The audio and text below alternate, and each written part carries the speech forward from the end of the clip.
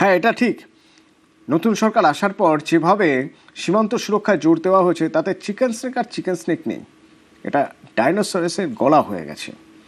আর রাজ্যের কথায় যদি বলা হয় তাহলে রাজ্যে এবার বিএনএসে কড়াকড়ি, ভারতীয় ন্যায় সংহিতায় কড়াকড়ি। এতদিন পর্যন্ত ধরি মাছ নাছুই পানি করে এখানে বিএনএসের ব্যবহার হতো বা বিএনএস কার্যকরী করা হয়েছিল এই রাজ্যে। এবং তার জন্য কি হয়েছে? তার জন্য হয়রানি বেড়েছে। তার জন্য কি হয়েছে না, যেখানে খুব সহজে যে কোনো সমস্যার সমাধান হয়ে যেত, যে কোনো আইনি জটিলতা কমিয়ে দেওয়া যেত, সেই জটিলতা কমেনি। কেন এ কথা বলছি? তার কারণ এই বিএনএসে এমন কিছু উপায় রয়েছে যা সময়ের সঙ্গে তাল মিলিয়ে, যা আইপিসির মতো নয়। যেমন এক্ষেত্রে যদি কাউকে সমন পাঠানো হয় তাহলে সেই সমন কিভাবে পাঠানো যাবে? ডিজিটালি পাঠানো যেতে পারে, আবার তার জবাবও ডিজিটালি দেওয়া যাবে। অর্থাৎ ইমেল বা হোয়াটসঅ্যাপে সমন পাঠানো যাবে এবং তার জবাব দেওয়ার জন্য সশরীরে গিয়ে হাজির হওয়ার দরকার নেই। ইমেল বা হোয়াটসঅ্যাপে অর্থাৎ ডিজিটালি সেই সমনের জবাব দেওয়া যাবে।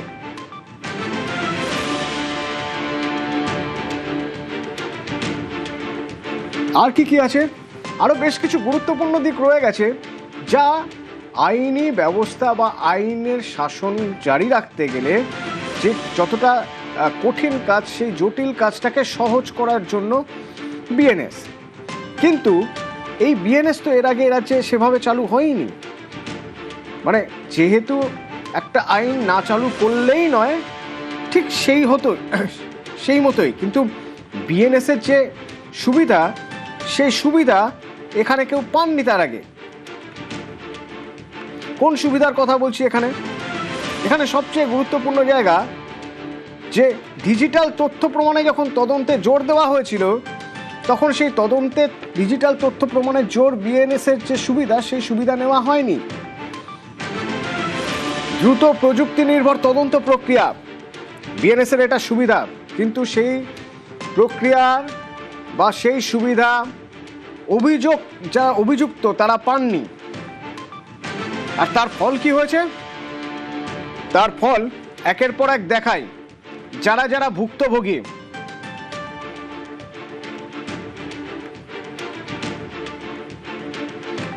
আমরা দেখেছিলাম সমন দিতে যাওয়ার নাম করে হয়রানির শিকার হতে হয়েছিল কাকে? এখন যিনি সজল ঘোষ বিধায়ক, তখন তিনি বিধায়ক নন, তখন তাকে দরজায় লাথি মারা হয়েছিল। তার দরজায় তাকে তুলে নিয়ে যাওয়া হয়, যখন তিনি প্রতিবাদ করেন তাকে তুলে নিয়ে যাওয়া হয়। কিন্তু এই সব কিছুর দরকারই ছিল না যদি সমন দেওয়া হতো। কারণ সমন দেওয়ার প্রভিশন রয়েছে বিএনএসে, ভারতীয় ন্যায় সংহিতায় সেরকম ব্যাপার রয়েছে যেখানে সমন দেওয়া যায় এবং তার উত্তরও আবার সমনের উত্তরে ডিজিটালি দেওয়া যায় বা মেলের মাধ্যমেই দেওয়া যায়। তাহলে এগুলোর দরকার ছিল না। অথচ সেদিন হয়রানি হয়েছিল সজল ঘোষকে, হয়রানি হতে হয়েছিল। সজল ঘোষ একা নন, যদি আমি এক এক করে আবার দেখতে যাই, তার পাশাপাশি ধরুন কৌস্তব বাগচি, সমনের নামে হয়রানির শিকার এই কৌস্তব বাগচিও। গভীর রাতে তার বাড়িতে চলে যায় পুলিশ, যথারীতি তার প্রতিবাদ।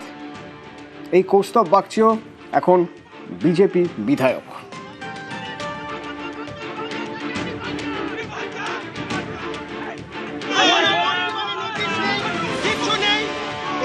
আবার দেখুন, নিহত হরগোবিন্দ দাসের পরিবারকে এই সমন দেওয়ার নামে হয়রানি করেন, পুলিশি হেনস্থার অভিযোগ ওঠে তখনও।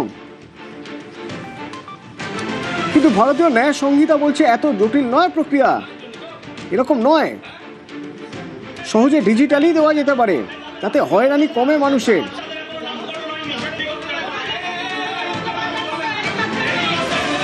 শফিকুল ইসলাম গভীর রাতে তার বাড়িতে চলে যায় পুলিশ, সমনের নামে হয়রানি। এবং শফিকুল ইসলাম যখন আমাদের সঙ্গে কথা বলছেন স্টুডিওয়ে বসে, তখন তিনি বলছেন যে তার বাড়ির লোক তারা সবাই অভ্যস্ত ছিলেন এই পুলিশের সমন দেওয়া নিয়ে। যখন বাড়িতে কেউ বেল টিপত, দরজায় কড়া নাড়ত, বলতো থানা থেকে আসছি, ভিতর থেকে তারা তখন বলতেন কোন থানা, কারণ তারা জানতেন একাধিক থানায় একাধিকবার সমন দিতে এসেছে, কখনো গভীর রাতে, কখনো ভোরবেলায়, কখনো ভর দুপুরে সমন দিতে এসেছে পুলিশ। কিন্তু এই সমন নামে হয়রানির তো দরকার ছিল না, যদি ভারতীয় ন্যায় সংহিতা পুরোপুরিভাবে কার্যকর হতো। কিন্তু না, তা কার্যকর হয়নি। আর হয়নি বলেই একের পর এক মানুষ এইভাবে হয়রানির শিকার হয়েছেন। কিন্তু কেন হয়নি? রাজনৈতিক সদিচ্ছার অভাব? আবার দেখুন সন্ময় বন্দ্যোপাধ্যায়, তাকেও হেনস্থা হতে হয়েছে, সমনের নামে হয়রানি, তাকেও পোহাতে হয়েছে।